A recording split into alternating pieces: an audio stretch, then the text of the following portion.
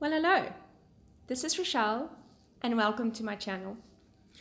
I've had some questions about this Bible mat that I made for my illustrating Bible. And I don't know if you can see clearly, but this is a piece of paper, scrapbook cardstock that I got from LA Paper, I believe. And it has a clear backside, so I just made some stamps and lines on the back. You'll see me here with something that we call DC Fix. I don't know if you know what that is, but it's like a clear plastic that you cover books with. Don't throw away the offcut. I use it to cover my Bible tabs, which gives it a bit more endurance, because I feel that those guys kind of take a knock at times with handling the Bible. So you see, my current one is about 26 centimeters by 26 centimeters, which works perfectly. But I've already cut out some tabs from this page, so I have slightly less than 26 centimeters on the one side, which is not a train smash. We're not going to waste, so we're going to use it. I'm cutting off the bottom banner to make it more pretty. And then I kind of like this grid on here. It's going to make it much easier to draw lines, I think. And you'll see how much I'm short by. It really is just a little bit, like just under a centimeter, I'd say, on the one side. So I just mark on there how to cut it, and then I draw a line with a ruler, which really wasn't necessary because it fell on lines, so I could have just cut it.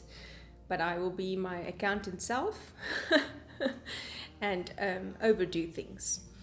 So once I've cut this out, I'm going to be making it, number one, a bit sturdier, and number two, making it a bit more water resistant by adding that DC Fix, that clear plastic, on both sides. Again, don't throw away the waste. Punch some tabs out of it. So just showing you here that nothing is wasted. We can use all the things, and this just goes back into that little container that I keep my tabs in.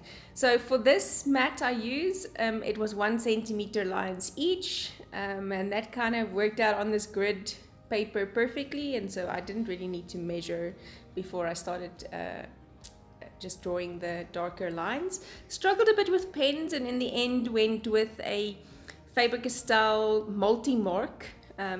It does bleed through on Bible pages, but for here it didn't. The cardstock was too thick, number one, and number two, I didn't really care if it bled through. So that's the pen I used, and then we're going to cover it now. But with my first Bible mat that I made, I realized that when I rinse it with water, because I do, the water goes in between the two layers of clear plastic and frays the paper at the edge, which is exposed. So a good friend of mine gave me an idea, a suggestion, to use washi tape just to put around those edges to protect them. And in this case, I'm doing it even before I'm laying down the clear plastic. So they will be covered in clear plastic also. And I'm just going all around, sticking it. Again, this grid paper is making everything super easy because there's already lines everywhere. So no measuring, no fussing, just stick it and fold it over. Then you cut off the edges so that you don't have little pieces sticking out when you want to be working. And it's really simple, just cut it off, fold it over. I love this design on the back. This specific paper, can't remember now where it was from. Should have looked on that banner. I think it's a Kaisercraft paper, I'm not sure, I think so. And the washi tape I'm using is by Illustrated Faith, that came with the Word Nerd kit. I find with Illustrated Faith washi tapes, it takes a long while to use it up. There's a lot in there.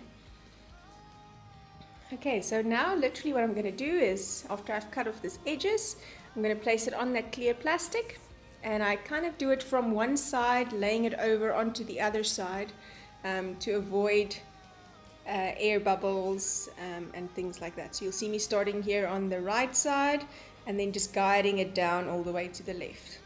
Okay, I did have no air bubbles on this one, so it was successful. If you do have air bubbles, try your scissors. Just take the handle of the scissors and lay it down flat on the page and scrape it over onto the top, and that should eliminate those air bubbles. Well, that's what I do anyways.